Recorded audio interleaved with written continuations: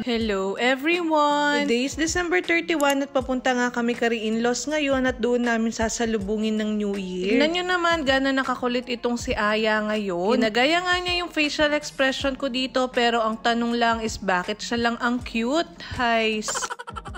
Habang nagbabiyahe nga, Emma, i-share ko lang sa inyo, mga mare, na ito nga yung unang pagkakataon na hindi ako mag-New Year sa amin. Kaya naman talagang mixed emotion ako nung oras na to. So, excited din naman ako dahil ito nga rin ang unang pagkakataon na kasama ko ang sarili kong pamilya sa pagsalubong ng bagong taon. Anyway, malapit na kami kari-in-laws dito at syempre hindi ko mga makakalimutan i-video itong Mount Arayat. Pagkatapos tignan nyo pa itong sky, napaka-aliwalas. Dito na nga kami at tignan nyo naman gaano kaligalig itong si Aya.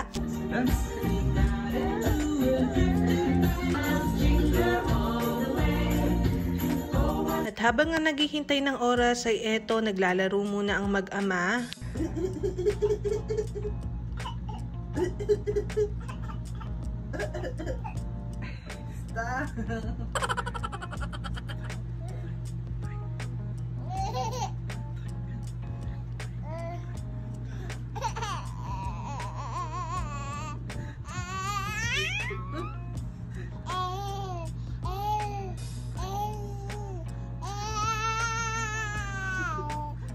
Nakatulog na nga si Aya nung time na to kaya naman naisipan ko muna magpalinis ng kuko. At buti na lang talaga at available pa si Dara. Money at pwede nga ang pinagawa ko para naman New Year bayo lang linis din kuko ko. Loko, sa wakas may glupa na larugong gama. Nung natapos nga ako magpalinis dyan nag-decide naman ako mag-harvest dito. Mas preferred ko pa rin kasi yung ganitong paraan kasi hindi nga nangingitim at nag-chicken skin ng kilikili ko. Kaya naman kahit medyo masakit at nakakangalay ay go lang. Fast forward, kinahaponan naman ay namasyal nga kami dito sa mga auntie ni Mr. Cortez sa San Vicente. At ngayon lang din nga ulit nagkita itong si Aya at yung pinsan niya na si Zamira. Hindi nga ako nagkakamali ay pareho nga kaming due date noon na January 2. Pero nauna nga itong lumabas si Aya kaya naman mas matanda siya ng halos 3 weeks sa kanya.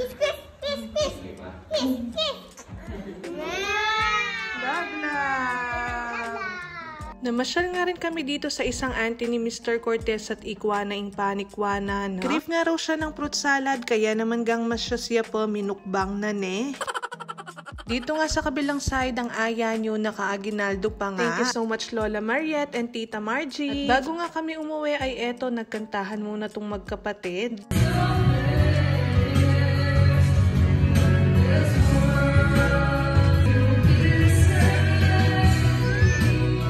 Nakatulog na nga kami ni Aya dyan, kaya naman itong si Mr. Cortez 5 minutes before 12 ginising lang niya ako para nga makanood daw ng fireworks. Hindi ko na nga ginising itong si Aya dahil halos 1 oras pa nga lang siyang tulog nung time na yan at baka magbusit lang siya.